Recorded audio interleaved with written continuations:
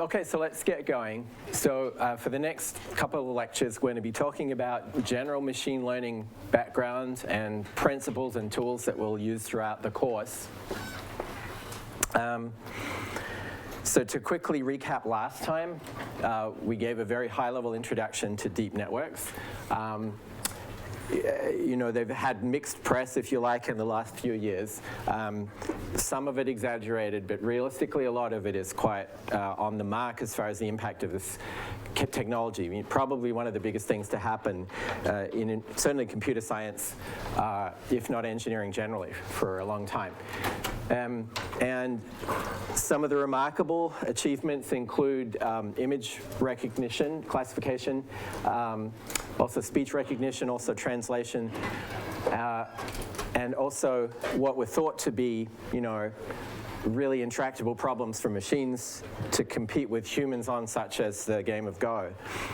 What in fact has happened instead is that machine performance leveraging deep networks has actually caught up with and surpassed human performance very quickly, and in fact is sort of achieving levels that are it's hard to predict where it's going to stop, put it that way. Part of the explanation that we offered last time was that, well, actually, these networks are perhaps more closely mimicking human perception on perceptual tasks.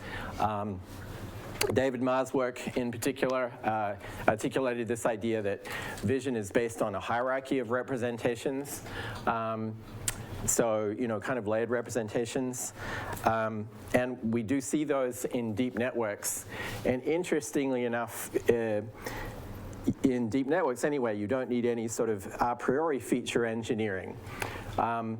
Simply by passing images in with labels on the output and computing gradients across this layered network, basically computing errors, minimizing the error on the predicted labels, and propagating those gradients to the parameters of the network, you can train a network that implicitly learns a layered representation. And the layers, we looked at them last time, and they go from less abstract to more abstract as you go through the network. Okay, so we do want to use iClickers. I checked, and there's plenty of units in the bookstore. They have more than 1,000 units. So there's a good supply of them.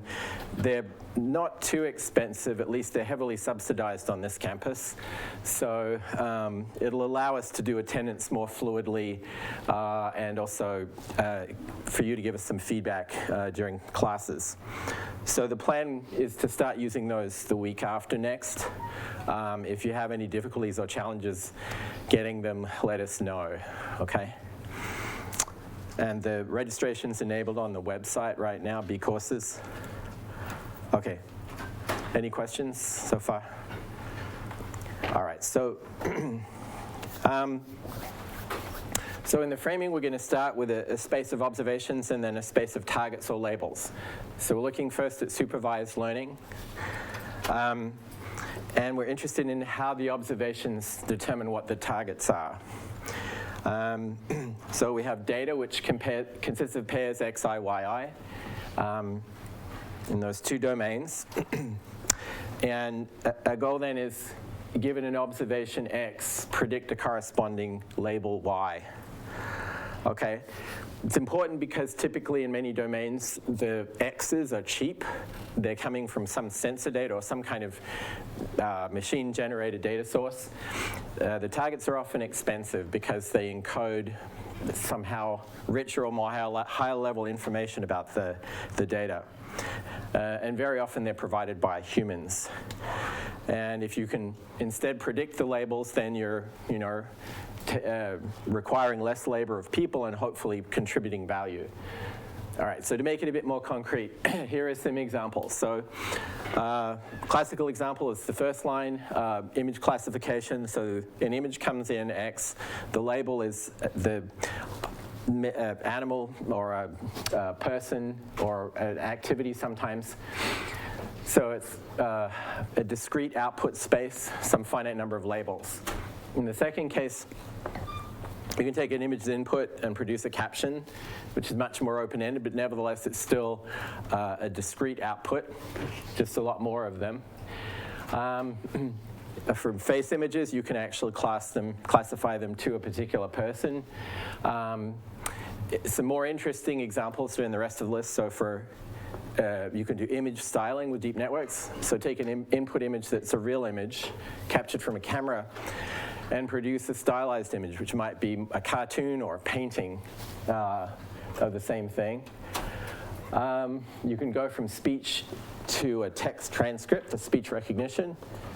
And the last three are just some research that we have going on in our group, just to give you an idea of the gamut of things you can do. So you have a project that takes text descriptions such as draw me a dog under a tree, and it produces a pencil-like sketch of that scene. We have work on self-driving vehicles, so the input is a video from the camera on a vehicle, and the output is steering signals and acceleration. And we also do some closed captioning of video. So these are trained typically with supervised data, and in almost all of the cases, the label set comes from a human being. Okay. And you can hopefully see there's some value added to being able to automatically generate those data sets. Okay, so generally in machine learning, we broadly classify learning algorithms into generative and discriminative. So it's useful to review that distinction again. Hopefully most of you have seen it. So a generative model computes some sort of representation of the full data and label distribution, the joint distribution, P of x, comma, y.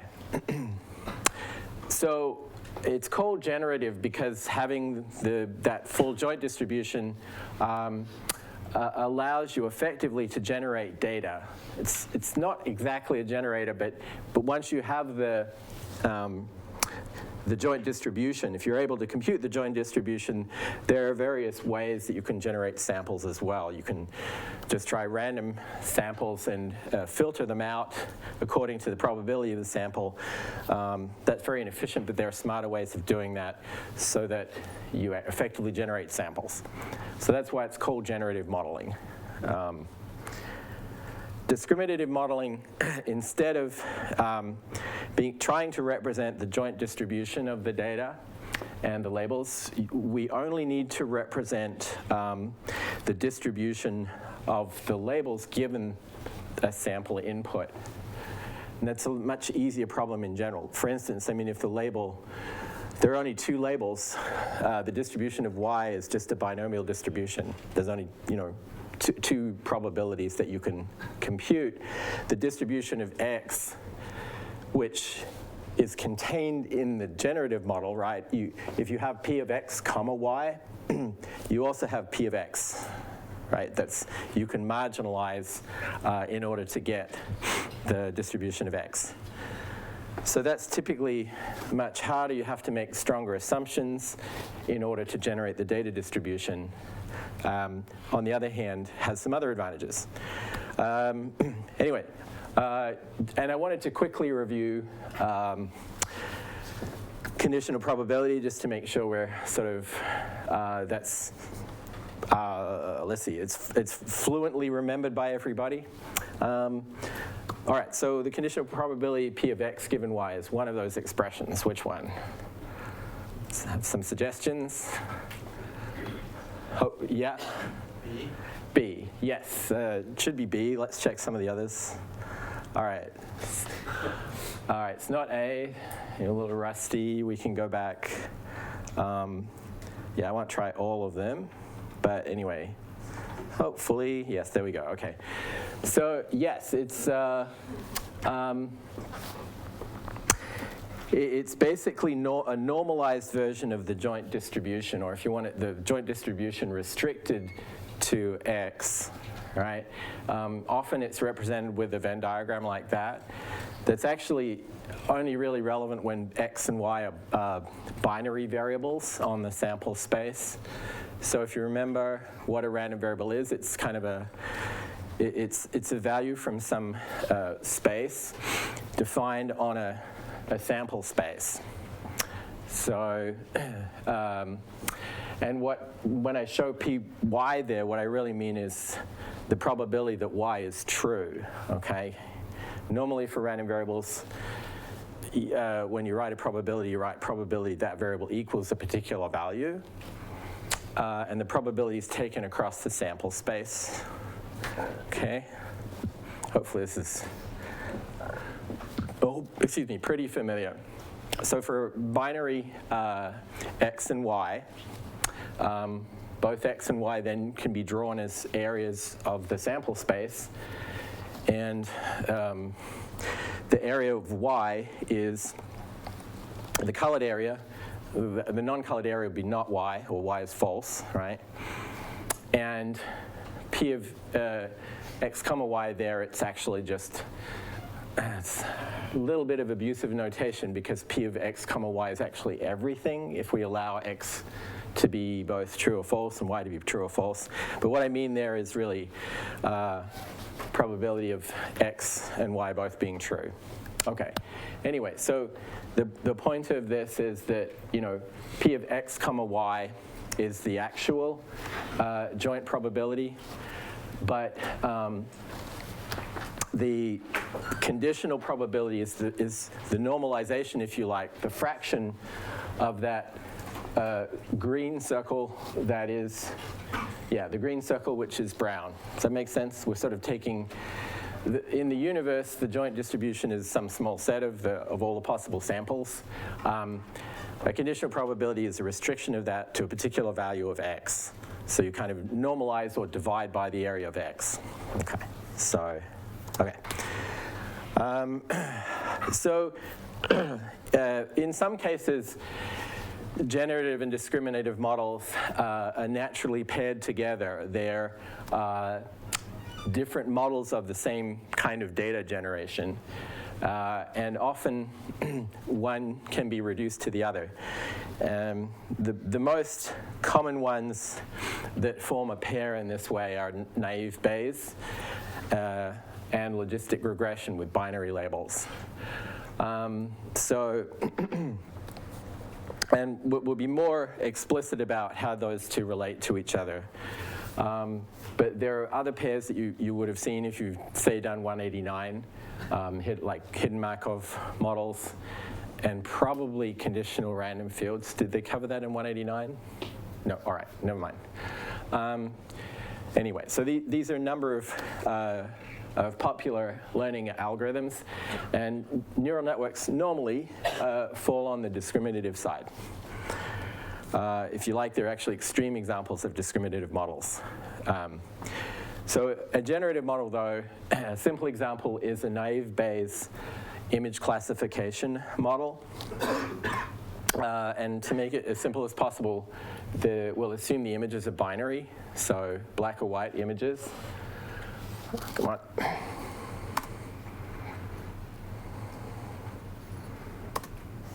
Just going very slow, come on. Know what happened there. All right, I guess that's right. So, so now, to represent that image, we have, if you like, a collection of probability distributions, one for each pixel.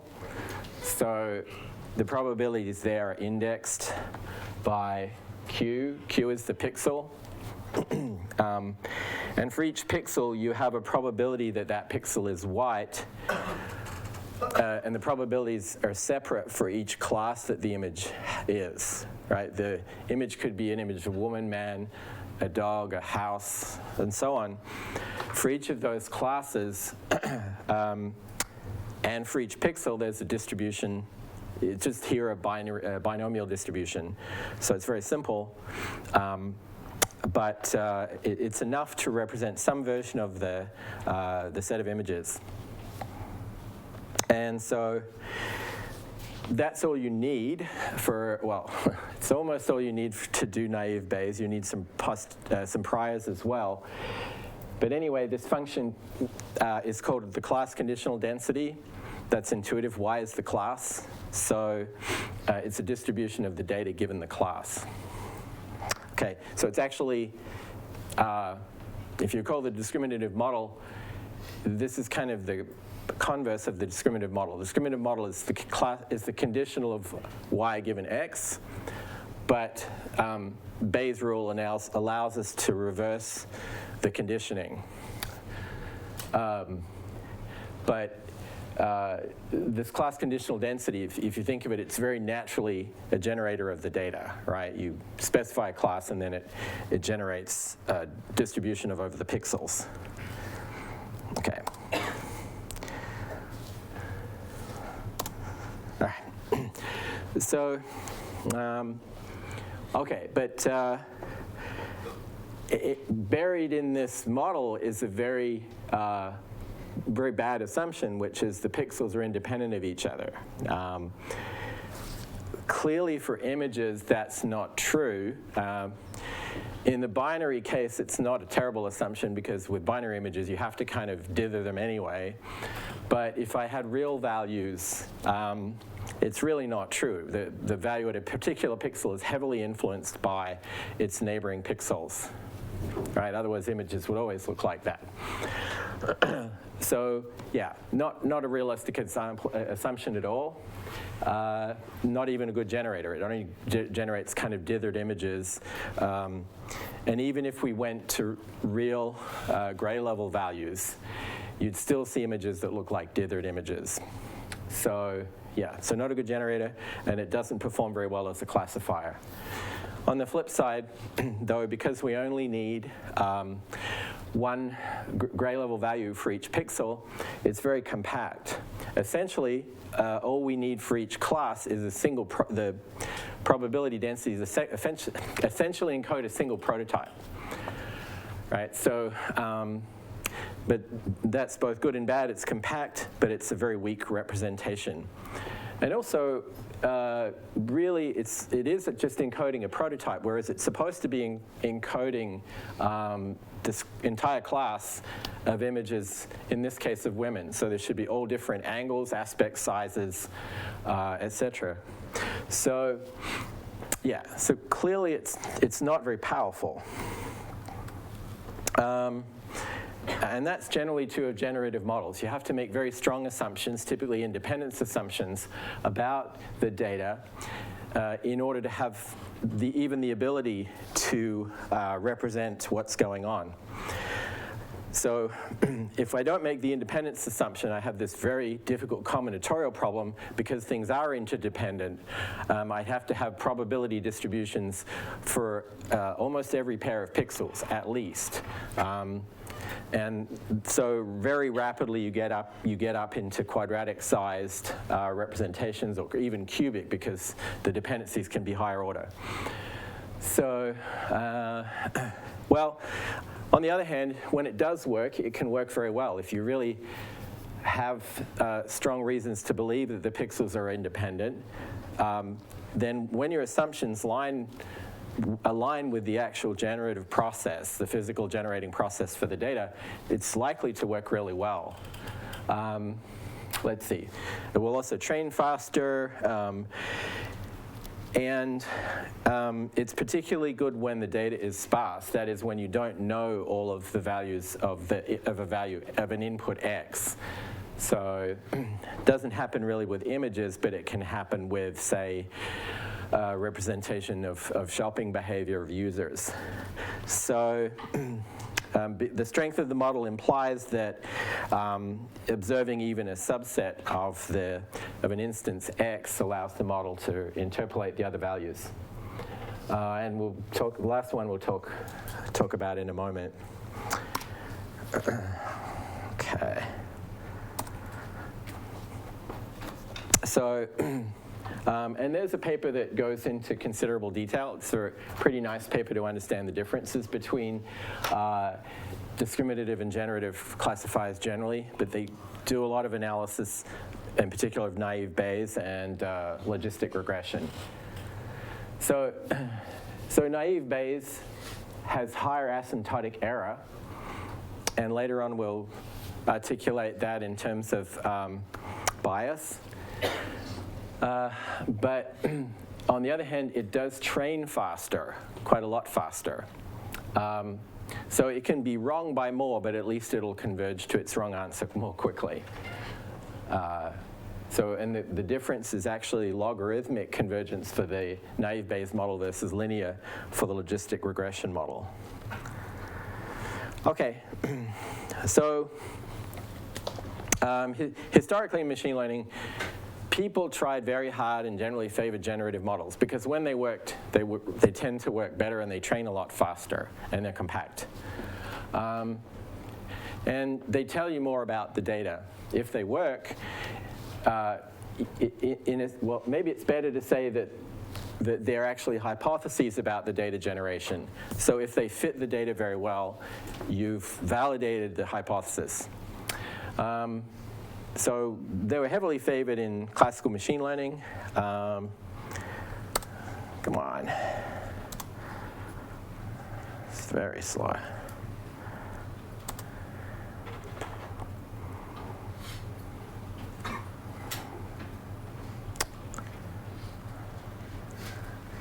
All right.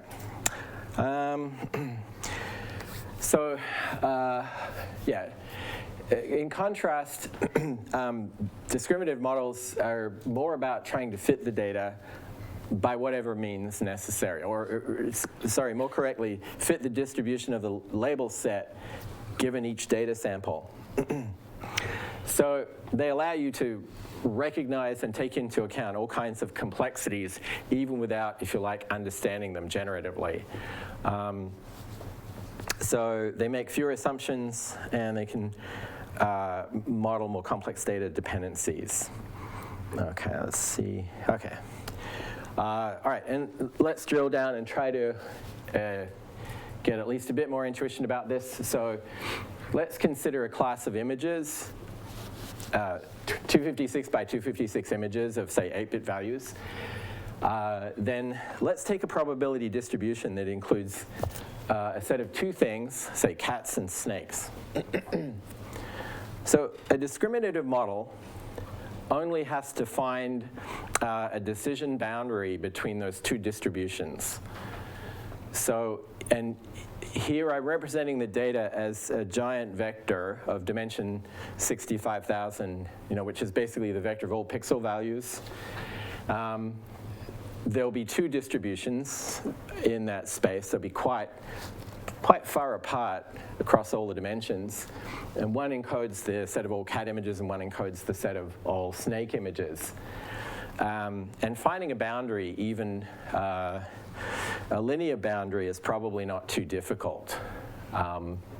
And such a model can use all kinds of shortcuts, and discriminative models typically do. For instance, even without looking at the cat, you'll often find cats sitting on a sofa with a pattern on it. You generally won't find snakes on a sofa or images of them. So the model can, look at even arguably not super relevant parts of the space and make decisions. It's really a very much not over-constrained, but it's redundant kind of a decision problem. On the other hand, suppose if we want to generate a discriminative model, we have to generate this joint distribution, or represent the joint distribution. And that in particular means we have to represent the distribution of x, because p of x comma y encodes the distribution of x. So that means we have to be able to generate all the photorealistic images of snakes and cats, which is it should be intuitive that that's much harder. So, yeah, so that's harder, but in addition to, it's harder, but a weakness of the discriminative model then seems to be much better, but because it takes so many shortcuts, you can often find images that are very close to the decision boundary that are on the wrong side. So for instance, you might actually have a picture of a snake that you manipulate the background to look like a sofa texture, and then the algorithm will conclude that it's a cat. So those are fooling images, which discriminative models are very susceptible to. Okay, so once you go off this distribution, the validity of that decision boundary can be very poor. All right, any questions so far? Yeah. In the previous slide, what did it mean by manifold? Well, okay. Yes, that's a good question. I mean, so really there's just a distribution or a density of images of cats. However, not every image is a cat, and the cat images are constrained in a whole lot of ways in terms of both geometry and pattern. And deep networks, we didn't talk about this yet, but typically as you go through the network, the number of parameters of the activations, so the number of activations, dimension of the activations is going down. So even for a very accurate net, you'll have a lot fewer dimensions of activation than there are pixels in the image. So really, the set of cat images is lower dimensional. Like it's, so if you want to think of just in 2 dimensions, your distribution, what's a good example of this? Well, another example would be images of digits. They're very constrained, and they're like a lower dimensional subset of the set of all possible images. So yeah, so a manifold is a high dimensional kind of smooth object. So it's not meant to be literal. They're not really manifolds because there's a little bit of variation off of the manifold. They typically do have the full dimension of the space, but it's useful to think of them and encode them typically as lower dimensional parameterized shapes. That's what that means. All right, so in terms of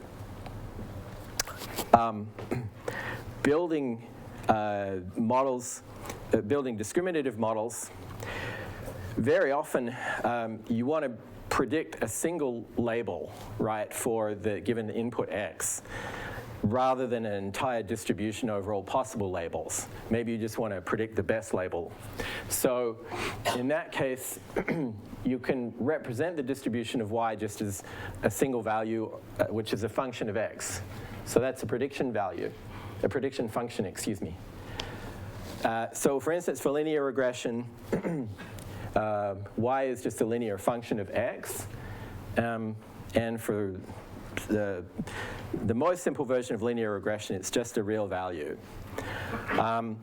For classifiers, the y value is a discrete, it's a categorical variable, so it's just a discrete label for the class. Is that clear? Any questions? Okay. All right. So when we have a prediction, we'd like to compare it to the ground truth label that came from a human. And so for that, we do a loss function. And we want to allow for the fact that the label, there may really be no perfect label. So we don't want to just have a kind of a binary loss function that rewards, assigns 0 credit for being wrong and 100% credit for being right. In general, there'll be some notion of closeness of the prediction to the actual true label. In the case of linear regression, we can just use the squared distance. For binary prediction tasks for logistic regression, we'll use something a little bit more complicated. Okay, so yeah, and the simplest loss, as I mentioned, for linear regression is just the squared loss. So y hat is a predicted label, and y is the actual label. And it's just the squared difference between the two.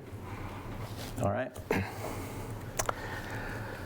So let's see. So in the simplest case, x is also a scalar, real variable.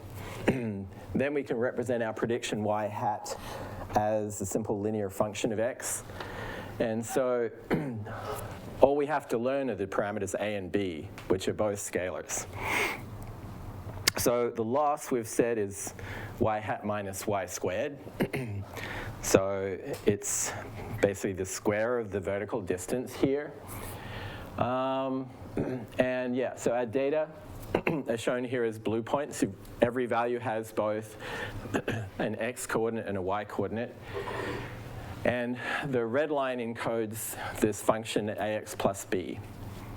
Okay, and we want to minimize the square distances of those green error bars across all of the data points by choosing the best red line. Okay. So loss is most often computed additively across the data set. So once we define this loss for a point y, we just sum over all points yi to get the total loss for the data set. So y hat or yi hat is given by this expression in terms of the data xi. So now we have an expression just in terms of the data xi, yi. We want to find an optimum value, and we have a differentiable function for the loss. So finding the optimum, it's just simple vector calculus. The optimum in terms of the parameters is going to satisfy these equations. These are necessary, are they sufficient conditions for an optimum? No. What else satisfies those conditions? Yeah. It has positive concavity. The optimum does, yes. But I guess what I'm saying, other than the minimum loss, what other kinds of points have yes? A local optimum. Yeah. But what else? Yeah. Find the maximum loss too. Yeah. A local maximum will also satisfy these constraints. Anything else? Yeah. With a saddle point? Yeah, saddle points in general. So yes, and very important, and we'll see later, not very obvious from so far, but as you go up in dimensions, and neural networks are extremely high dimensionally parameterized, both local maxima and local minima are quite rare. Everything sort of has to line up, whereas saddle points are much more common, because basically all of the curvatures in a local optimum have to be, in a local minimum, all the curvatures have to be positive. Those come from eigenvalues of a certain matrix. For a local maximum, all of the curvatures, by all of the curvatures I mean in each dimension of the space. So for a high dimensional space, they all have to line up and be the same. If they don't all line up, you're at a saddle point. So that means there's a lot of saddle points, because in general, the curvatures can be somewhat independent of each other. And so and empirically, that's what you see. You see there's an awful lot of saddle points. Okay. So anyway, we can compute those two partial derivatives. It happens this problem is convex, so the vanishing of those two partial derivatives actually will give us an optimum. So that's all we need to do in this particular case, because it's a quadratic function. And it happens to be convex. We need a little bit more to prove that. But anyway, so substituting for the data, cranking it through a bit more, we end up with two linear equations in A and B. And so clearly there's a unique solution, so we're done. Yeah, so it doesn't always work, but for quadratic losses in most cases, you need a little bit of extra conditions to show that the curvatures are indeed all the same sign, but that typically works for any kind of squared loss. Okay, questions? All right. So let's be a little bit careful about what we just did, though. What we implicitly did, well, what we actually did, is to fit this red curve to the data points. And so, yeah, we minimized those green squared errors, but only on the data that we were given. Oops, okay. So, In general, though, what we really want to do, we don't just want to minimize the loss on the data that we were given, our training data. We actually want to minimize the prediction error on data we haven't seen yet, on new data. Right, that's the original framing of our problem, was to make predictions that humans haven't made yet. So really, what we're defining is an expected value of the loss, squared loss on some point y hat that represents data unseen. And that expected loss is called risk. Sometimes it's called population risk, to distinguish it from the risk on a data set. And the population means the entire sample space. But the thing we actually minimized when we consider any kind of given finite data set is called empirical risk. So it's only an approximation, and we'll have to be careful as we go forward about the validity of that approximation. And in particular, if we fit too well to the training data, we may actually have a bad model that doesn't generalize well. But for the most part, machine learning does this approximation. It uses a finite data set of training data and minimizes the risk on that data set and attempts to generalize and minimize the population risk. And often there'll be some additional regularizers in the formulas that are actually minimized in order that you don't overfit. Yeah, so things to watch out for.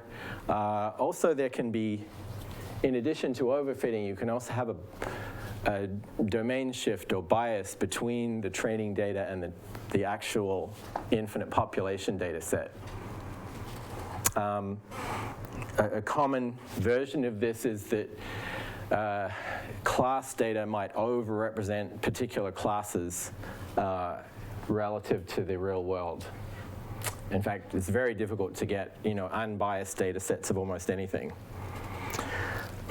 And the other issue, which is encoded typically in overfitting, is that if there's not enough data, and in particular if your model has a lot of parameters, those parameters can minimize the error aggressively on the training data in a way that doesn't work very well for new data sets. Okay. All right, so we're going to move from the simple one-dimensional case to multivariate case. So any questions about the one-dimensional, one-dimensional case? All right, so go ahead. I'm just a little confused, just terminologically, why we need the concept of risk when we already have loss. True risk seems kind of nebulous. I mean, do we have obviously we have the testing set that we use that's like the new data that we haven't seen, but is that all we have to calculate the true risk? So there are some papers that more directly attempt through analysis to show that their prediction converges to the population risk. And that often involves some kind of additional noise process. Basically, instead of, for instance, instead of computing gradients of the parameters and moving around your estimate, if you actually take samples near your current best parameter estimate, that can be shown to more rapidly approach the population expected parameters.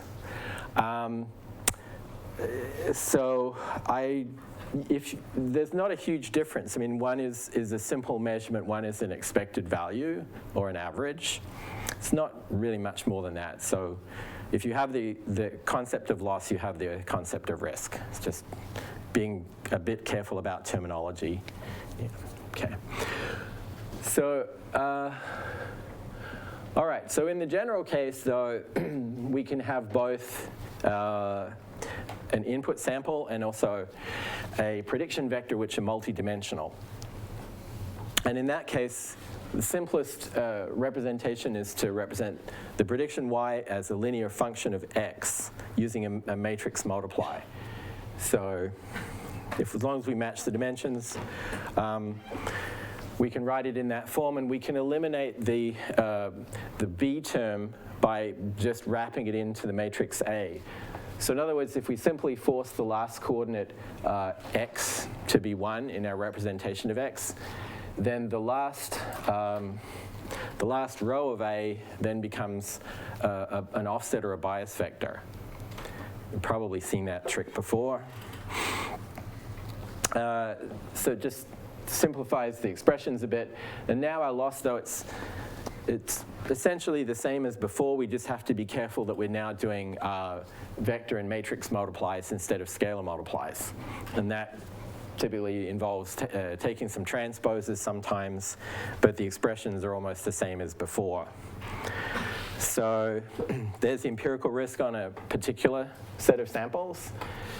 And then this time, instead of just two partials for two parameters, we have a vector of parameters. And so we want to find the point where the gradient is 0. In this case now we really do have high dimensions, and so potentially more saddle points. But once again, it turns out this particular problem is the matrix can be shown to be positive, at least positive semi-definite, which means it doesn't have any saddle points. So, okay, and just very quickly to make sure that we're fluent with gradients, it's going to be important throughout the course to make sure that we're comfortable with vector calculus. The image there shows a surface, which is a simplified loss surface with two parameters x and y. So the vertical axis is the loss, and x and y are the parameters. So let's see. Yeah, in general, the gradient, I guess I've got a slightly different notation. Because we're trying to optimize the matrix A, the parameters of the model are just the coefficients of the matrix. So if we had a 2 by 2 matrix A, we'd have 4 partial derivatives with respect to those coefficients. So it doesn't quite align with the figure, but it's really hard to draw 4-dimensional plots. But anyway, the gradients are vectors which point, or let me say it differently, the gradient vectors have components in x and y, which represents the partial derivatives of the surface with respect to those respective parameters. And in most cases, the direction of the gradient vector is the direction in which the surface value increases most rapidly. So in other words, it's the direction of up on the surface. All right? In this case, once again, when the gradient vanishes, because there's actually no saddle points, you will actually be at the locally optimum set of values for the parameters A. Okay, is it clear so far? All right, so let's quickly, just so everyone's clear, this is a plot that shows another surface and then some candidate gradient vectors, so that just to verify that our intuition is reasonably good for this. So is this a gradient vector, do you think? Yes or no? Yes, okay. So I'm actually going to go back. All right, that was a bad one to pick because that one doesn't have the go back option. Next time I'll do a go back option for the right answer. What about this one?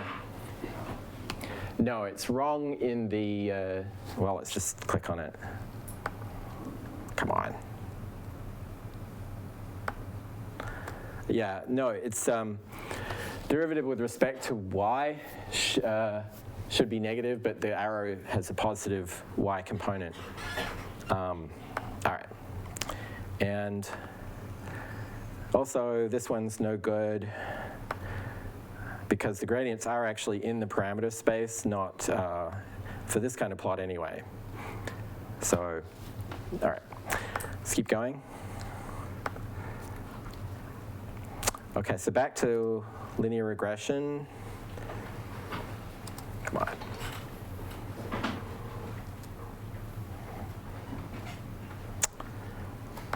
Okay. Let's see, so just multiplying through the expression for the loss and taking the gradient with respect to it. I'm not going to do all of that here. It's a little bit messy. It's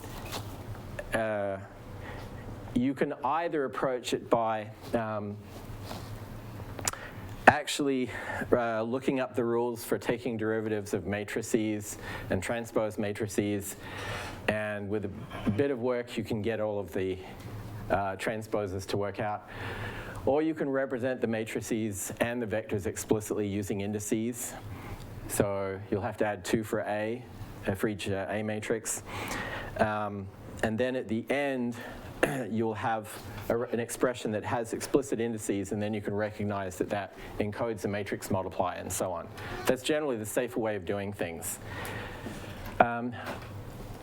But anyway, taking the derivative with respect to A effectively, it's a gradient, so it's a high-dimensional derivative, if you like. But you arrive at those, or the expression below, which has 2 terms. So we can simplify it a little bit further as 2 times A times mxx minus 2 times myx. And the m's encode the contents of the sums.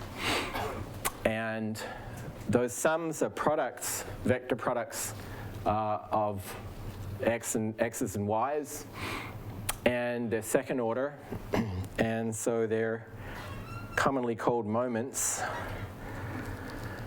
And in terms of the moment matrices, the solution to 2a mxx minus 2 myx equals 0 is, you have now 2 terms, so basically you invert the matrix mxx, and then A is given by that expression. So in the end, pretty simple. We've hidden the complexity in these moment matrices. So are we clear on that? So when you multiply, so the M expressions are matrices because they're comprised of a column times a row. So xi is a column vector and xi transpose is a row vector. When you multiply them together, you get a matrix whose size is the size of x times x. And myx is a matrix whose size is length of y times length of x. Okay? Is that making sense? And then when you multiply them together, you get something whose let's see, whose size is the same as the size of myx, which is length of y times length of x. And that will work as when you take that A matrix times an x vector, you want it to produce a y. All right, so dimensions all match up. Yeah. Okay. Yes, okay. And because we want to keep in mind that we're working on empirical risk, the data we actually want are the true moments, so the value of those matrices computed across effectively an infinite sample of x's and y's. And it's fairly easy to show that, though, the empirical moments actually do converge to the population moments. And with a little bit more work, because of that convergence, you can show that your matrix A will also converge to the true matrix A. So we're doing a little bit towards a convergence proof here, and not simply hand-waving and saying that if we compute models of an empirical subset of the data, it will actually give us a good estimate of the true population model. Is that sounding plausible? So the missing step, of course, was to show that if these indeed converge, it's pretty easy to show that these converge because it's basically for any sample, if you have a finite subsample of a population, any kind of averaged value will converge to the population average. So that part's pretty easy. What we have to be a bit more careful about is, especially when we're inverting MXX, is showing that when those expressions converge, A also converges. But it does under some fairly weak conditions. Okay, so the empirical risk minimizing model that we compute on some moments from the data does converge to the true risk minimizing model, which I've used μ's here to encode the moments of the population. All right, so before we move on, any questions about the multivariate least squares model? Yep. On the previous slide, there was a line that had 1 over n times. Yeah, it's just you want it to converge. If you don't put that there, it's going to just be increasing with the number of samples. So the normalization. So averages converge to expected values, but you have to have that normalization in order for it to be an average. Okay. Yeah. What conditions might the model not cover? Well, if M is ill-conditioned, then its inverse can explode and be very sensitive to the data. So,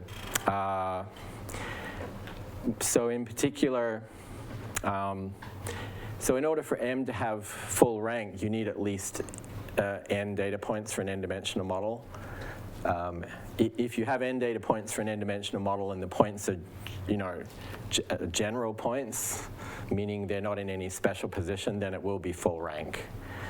But the most common failure mode would be trying to do this for a model that has n parameters and you have less than n data points, then it's guaranteed to fail. Okay, so let's move on to logistic regression. So here we have, let's say, a binary input. That's going to make it a little bit easier to justify this model. In general, logistic regression can take x values that are real values or other kinds of input type. But for now, we'll just assume the input is a binary vector. So for instance, you could consider binary images as the input. And for basic logistic regression, we're trying to predict a binary label, 0 or 1. So let's see, say cat versus dog, for instance. So our prediction, though, in logistic regression, for many reasons, there's advantages instead of just trying to output 0 or 1, instead trying to output a real value between 0 and 1. And that real value encodes our confidence, if you like, that it's a cat versus a dog. So far the setup. So then we can always downstream turn that value between 0 and 1 into a binary value by taking a threshold. So that's in fact what we'll do. Yeah, so we'll encode cat versus not cat with y equals 1 for cats, and y0 is not a cat. So if we take a leap of faith, we can think of that real value prediction between 0 and 1 as being the probability that the image X is a cat. In general, that isn't a probability, but in some cases it is. And it can be helpful intuitively to think of it that way.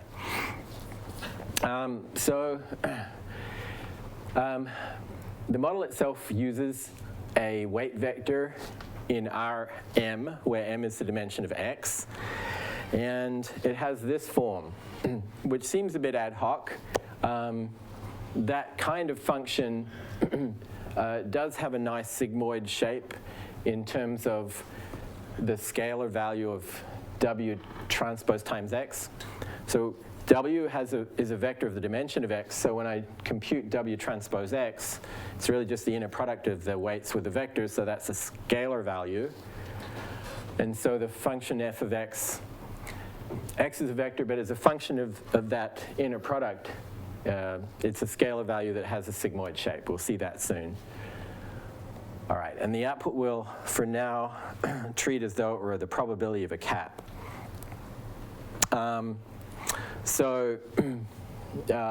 Yeah, and rewriting this, so it's a function of W transpose times X. If we call W transpose times X a new parameter U, then now we can think of f of U as this expression here that we can plot.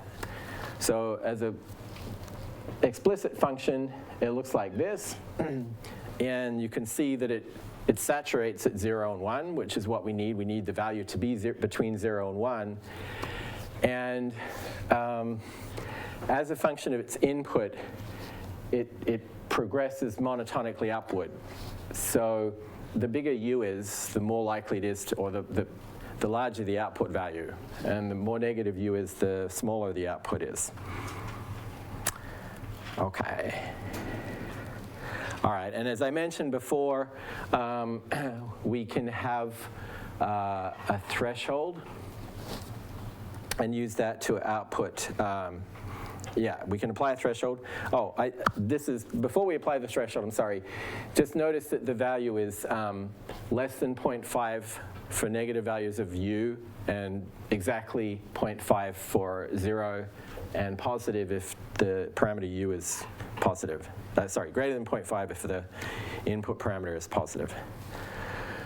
So, yeah, so now if we apply the threshold of 0.5, basically the classifier will give a positive output whenever the inner product is positive. So in that case, we're essentially not even using the form of the function f. We're just doing, in fact, a linear classifier.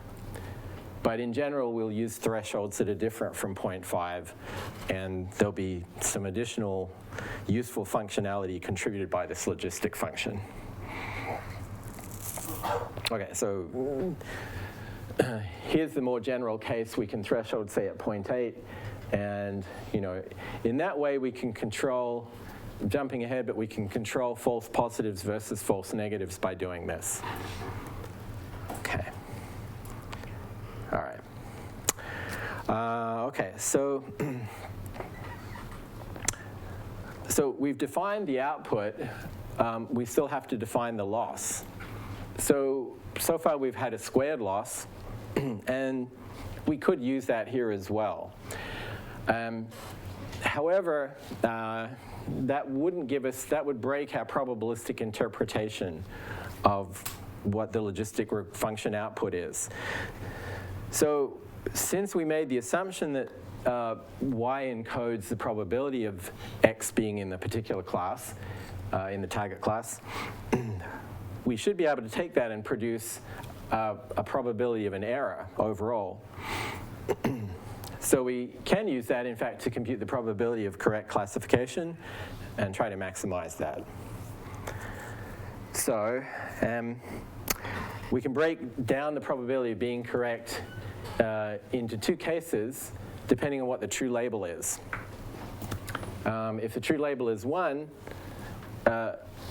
your reward, if you like, is just the value of y, because the bigger it is, the more correct it is. In fact, it's the probability of being correct. If the actual true label is 0, then the probability of getting 0 is 1 minus y hat, if y is the probability of getting 1. All right, so anyway, that's the error, that's the probability of being correct. So if we, instead of the case expression, write down a formula, you can check that that formula then gives you the value of the expression above it without the conditionals. The correct formula down below is effectively gated by the true value of y, but as 0 or 1. So now that you have the correct value, we normally formulate minimization or learning problems as the minimization of a loss. So for the loss, we take the negative probability of it, the correct answer, and then it just flips the sign and you get that expression. So we could now, that's for one point, one data point. We want to compute some kind of loss across the data set. So we could add up the probabilities, the negative probabilities of being correct and minimize that. But it's better to use instead the log. Excuse me. Hope I've got the sign there. Yes, the negative log of the probability of correct. Log is a monotonic function of its input, so it'll still be tending to minimize the negative probability of being correct anyway. But the argument for using the log is that it allows you to combine the probabilities multiplicatively across the samples, right? Because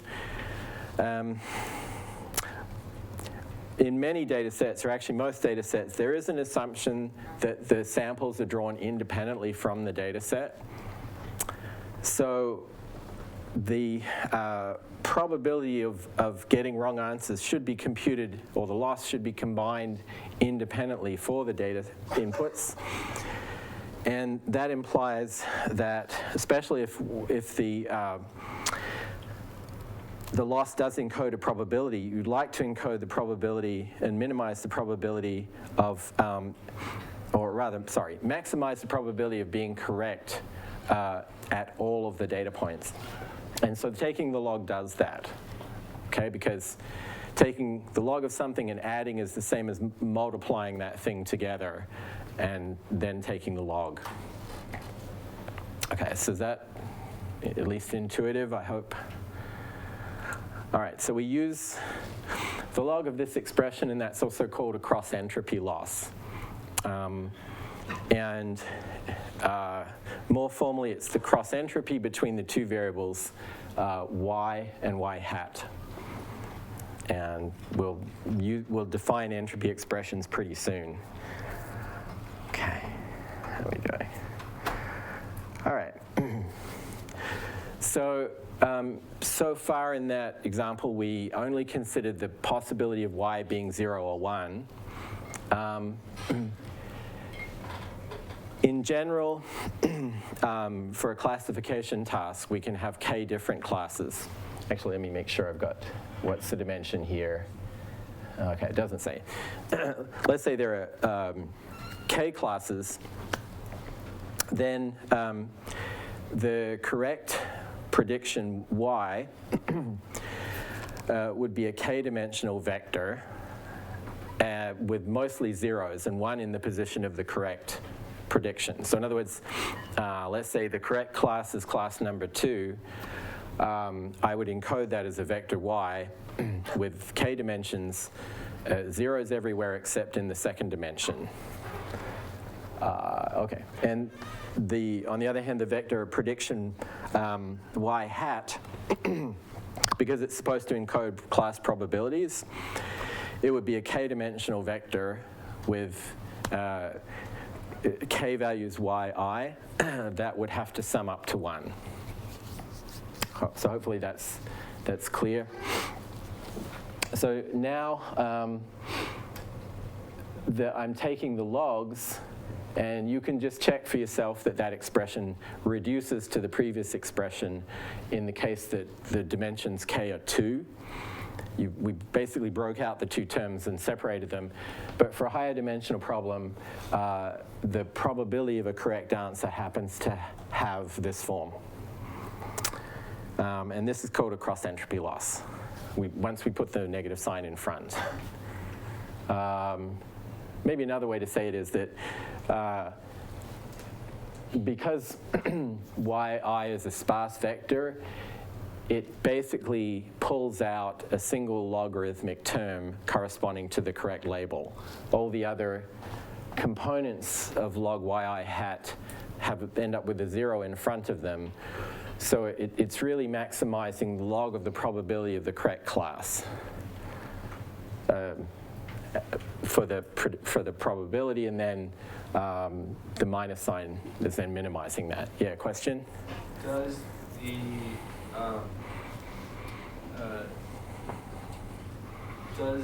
the fact that you're pulling out one element of the prediction vector have an effect on the gradient magnitude for cross entropy? Well, everything has an effect on the gradient, everything in the loss expression, so I'm not sure I understand the question. By definition, yes, because it's part of the expression, but I think you're asking for something more than that. I'm not sure what it is. Yeah, I can ask you in person later. Yeah, okay. Another question? Yeah. So does this multi-class cross-entropy loss, does it kind of forego measuring the error between a class that's whose ground truth label is actually 0 for that training example, versus what was the predicted probability for that class? So for instance, if the label for a certain class in an example is 0, but the predicted probability for that class is super high, are we not accounting for that error? Well, not directly, but if that situation happens, then the probability of the correct class is driven down. So you can't really have that without it being encoded indirectly in the loss. But yeah, it would be more expensive to do the full thing. It is the case in certain, well, actually, an important thing is that sometimes the reference vector yi is not binary. So, for instance, there's a process called distillation where you take the output of one prediction model and use it as labels for another prediction model. So in that case, y will have be a probability distribution, and so all the terms will actually come in there. But for standard categorical labels, then you only pull out one term. Okay, any other questions? All right. Well, and it's not difficult to show, actually very easy to show, that once you pull out the single term, log of the particular component yi, it gets bigger in proportion to y up to the maximum value it can have, which is 1.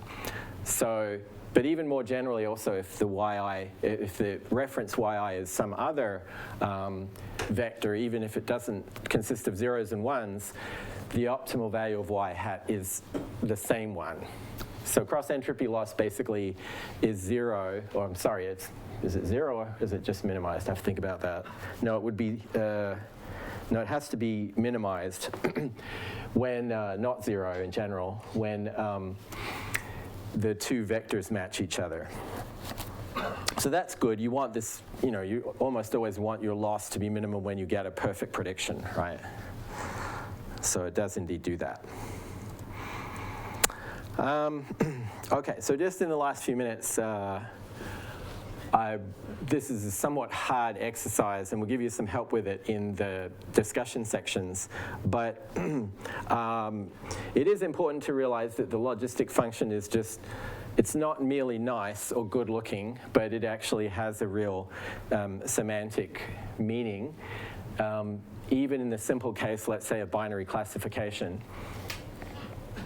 We clearly want it, whatever function we use for this prediction, to be sigmoidal in shape, meaning it saturates at 1 and saturates at 0, and probably something close to 0.5 in the middle. But is there something special about that particular form? And there really is, which is that there's several nice properties that it has. But one that's important in terms of what we talked about earlier, the relationship between logistic regression and naive Bayes, is that if you take a data set that does actually encode independent observations for each component of the observation vector, in other words, if it satisfies the assumption of naive Bayes, then indeed logistic regression, minimizing cross-entropy loss, will learn the naive Bayes classifier, or a classifier that's equivalent. In fact, well, you can show it's numerically identical to naive Bayes. That is, it computes the same probability that naive Bayes would compute. So that's kind of, what's the word? That's reassuring, and it's basically a validation of this method.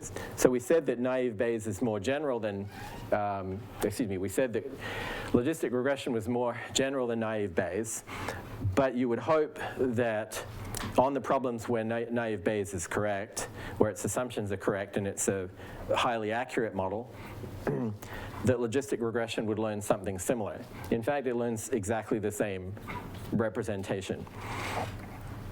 So how does that work? Well, basically you want to show that the terms, the numerical quantities that the logistic regression classifier computes actually do correspond to the probabilities in naive Bayes. So again, the assumptions that we will make, to make it somewhat simple, are that both the input vectors xi and the classes are also binary. So we only have to worry about probabilities of zeros and ones. Okay, and to make it work, the big hint is to use expressions for the weights in the logistic classifier that correspond to certain logs of ratios of conditional probabilities. When you plug those in, and this is for the weight W0 for essentially the constant term in the logistic prediction. And if you substitute into that expression, this is now the probability for x equals 0, just substituting in the logistic regression and you clear denominators, you'll find that that is the correct naive Bayes probability that the class is 1 if the data is 0. Okay. Okay. So the next step to finish things off is to figure out the correct expression, and I'm giving it to you here. I have a bad feeling that that should have a log in it. Let me double check that. Is that right? I need to double check this. This doesn't look right, I'm sorry, but it's almost right. I think there might have to be a log in front of it. But anyway, if we substitute, oh no, I'm sorry, it doesn't tell you what the weight is. All right, okay. So because it's a bit trivial if we give you the weight, I'm sorry. But you can define the weights Wi such that this satisfies, that you satisfy this formula, because this is the correct probability that the class is 1 given the data. So then correspondingly, what is the Wi that does that? Well, that takes a little bit of work, but hopefully you can generalize from seeing the expression for W0. All right, without seeing and doing the derivation, does the intuition make sense? Logistic regression is more general than naive Bayes. In the case where you have a problem that is a naive Bayes problem, logistic regression exactly learns an equivalent naive Bayes classifier, and the exponentials and so on kind of magically cause that to happen if you put in appropriate weights. And the existence of the weights, there's a little bit more work to do. All we've done here is showing that there exist weights such that there's a logistic regression classifier with those weights that corresponds to the correct naive Bayes classifier. We didn't really show yet that logistic regression will learn that set of weights. However, that set of weights also, not surprisingly, does minimize the cross-entropy loss. And logistic regression will compute gradients and update until it does minimize the cross-entropy loss. So there's a few steps. It's not a trivial derivation, but hopefully it's intuitive And then it's very satisfying because you can see that this logistic regression model really does do as well as it can when you have strong independence properties between the input data values. But it can also minimize cross-entropy loss in other cases when you do have dependencies. And lastly, I didn't mention this before, but the logistic regression model is still very compact, right? It's represented by this data vector W, whose dimension equals the dimension of the data value X. So it's as compact as the simplest naive Bayes classifier representation, which has a similar length vector probabilities. But unlike the naive Bayes classifier, that simple vector can encode or at least minimize data dependencies. It doesn't represent them, but it can do better at reducing the error when there are data dependence than naive Bayes can. So still a very compact model, not quite as fast to learn, as you saw from the Jordan paper results. Training the logistic regression model in general takes linear time instead of logarithmic. Okay, so any questions? Okay. All right, so to summarize, we started off with some probabilistic framing of supervised learning, and distinguishing between generative and discriminative models. Part of the big transition in machine learning has been now mostly away from generative models, because it allows us to do very well on data sets where we don't understand really what's going on. We don't have to understand it. The consequence, though, is that these discriminative models generally learn a bit slower. They're somewhat less sample efficient, so we need big data sets. And fortunately, concurrently with the explosion of deep learning has been an explosion in cloud computing and big data collection. So those things are very synergistic. Because the models, though, can encode rich dependencies, discriminative models can, you end up almost always with much better asymptotic accuracy than a generative model, because if the generative model is even slightly wrong, there'll be an error floor, right? Which is typically what we saw with machine learning before. The error would get better and better. At some point, though, it would stop. Basically because the models entailed some assumption that's not really correct. And in deep learning, that barrier has been pushed through because the models really are able to model arbitrary dependencies. And we defined and talked about loss and risk, the risk just being the expected loss or empirical loss on some data set. And we then went to some simple cases of learning algorithms, namely linear regression and logistic regression. Linear regression turns out to be very simple, and we can solve it in closed form because the loss is a quadratic function, has a well-defined unique optimum, which we can find by inverting a matrix. For logistic regression, we didn't describe the algorithm really. We did define the loss, and with a bit more work, you can show the loss is actually also convex for the linear case, the case where the u variable is a linear function of the input. So you can use gradient methods, though, to optimize the logistic regression classifier. And we showed that there was this nice relationship between the logistic regression classifier, which is more general when you do restrict it to naive Bayes. So that's all, the main takeaways, but also remember to get iClickers and register them sometime next week. All right.